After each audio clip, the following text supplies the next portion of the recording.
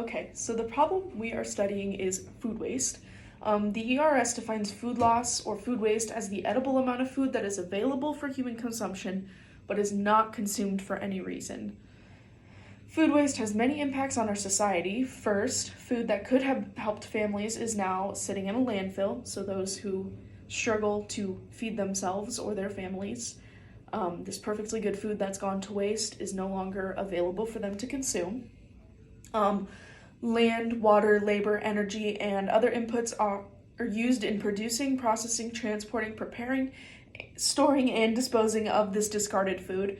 So all the cost, time, energy, people that work to make the food, their work and the money is just, it's a sunk cost. Yeah. It's a sunk cost. It's a sunk cost. It's wasted. It's gone. You can't get it back. The UN estimates that around 17% of global food production goes to waste every year, and the FDA reports that in the United States, 30 to 40% of the food produced is wasted.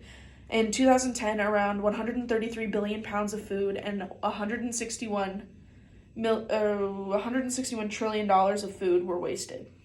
Many of the solutions proposed to fix this issue would work, but because of the law of diminishing return, many of them lose their value soon after they would be implemented.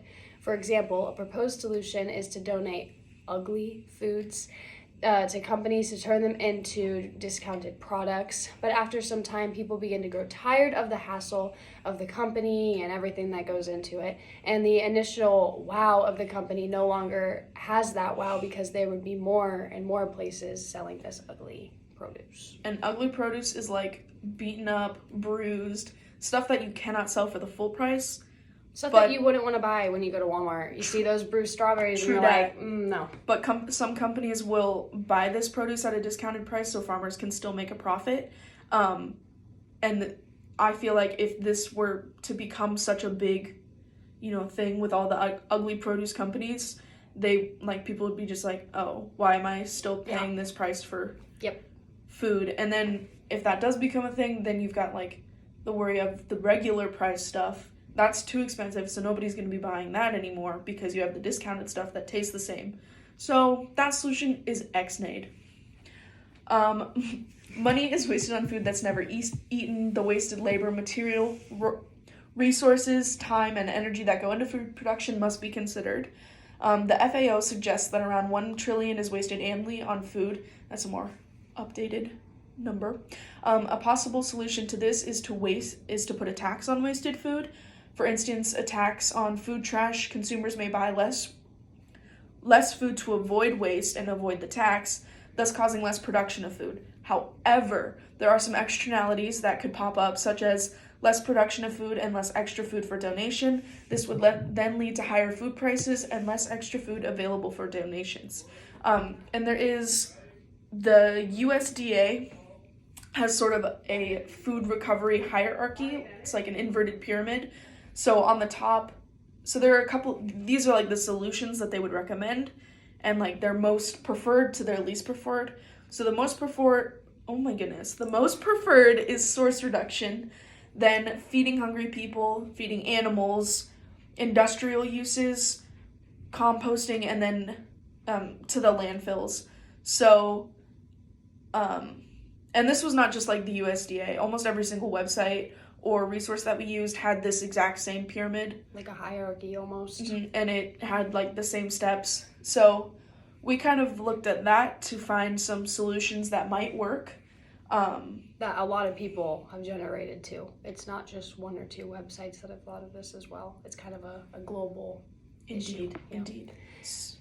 Well, the ideal way to lower food waste is to generate less food. Obviously. Indeed. Yeah. So source reduction can create new businesses and innovation opportunities. Though some of this process worked in other countries, Germany, for example, had almost $30 billion saved, but roughly 600,000 jobs were lost in that trade-off due to that change. This was a circular economy, which we'll explain here in a second. Yes. So we think that the ideal solution is a source reduction. Some websites and resources had suggested a circular economy, so everything would be recycled and reused, but it's like that reduce, reuse, recycle idea. But with that, there's like she said, of trade-offs and costs. It like, yes, it saved money, but then also jobs were lost, so that's gonna take a decrease in the economy and in and production too. Less food. Yeah, I mean, obviously we want less food produced, but regulated, not because it happens on purpose, not because it's a externality. Yes. So the invisible hand of self-interest will be satisfied with a system that reduces source production. The farmers producing food are able to sell at a higher price and reduce production costs. With fewer products on the shelf, markets are able to sell for a higher price, making a higher profit and potentially raising wages, which will encourage people to work for more companies. These raised wages can then help the employees afford more products or save on other expenses. The price of food may rise, but this will most likely lead to lower costs for other products and services. I would say this is better than selling bad fruit, for example. Yes. Yeah. So another solution to food waste would be moving to a circular economy, like we mentioned above. Currently, we are following a linear economy. So instead of moving in a line, we want to move in a big circle. So circulating, it's reducing or circulating waste to resources, production, consumption, and waste management. Essentially, the use, reuse, remake, recycle. There could be reduced energy consumption and pollution, more conservation of natural resources, and extension of landfill space, which we need, and more cost savings on products and reduced costs associated with transportation, disposal, and recycling of waste. But we considered, initially we had thought this was probably the best solution, but then doing more research we found that that doing this would be really hard to incorporate into daily life, because you not only have to get the farmers, the companies that are selling the products, and the consumer to all partake in this. So we figured it would be easier to start at a more defined, smaller scale with source reduction. That way it's not, people need the materials, and a lot of people don't recycle. True that. They have their recycling bins, but a lot of people still don't do it. So, but it just makes more sense.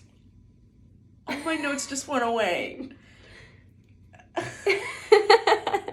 It would make more sense to reduce where the food is coming from than to still produce a high amount of food, even though it's very clear that not all of that food is being used, because trillions of pounds of food are going to landfills and filling up space. So it would be the rational decision to not produce as much food because you're not using as much food. So, I mean, you've got to think about the next time, the marginal cost, marginal utility, because it's costing to make food and to sell the food, but eventually it's going to be more to sell the food than it is to cost it, because you're just making food and no one's eating it, and then it goes kapoop to the which landfill. Is not necessarily, I mean, there's environmental cost to that as well. I mean, the pollution levels, and food produces so much, like greenhouse gases. Yes. And people are aware of this, but it doesn't mean they're going to follow it. True that. Everybody talks about these greenhouse gases, and they're like, oh my God, the world's going to explode, but then they don't do anything about it. True that. So if people like us and everyday people aren't, I feel like that's not top priority.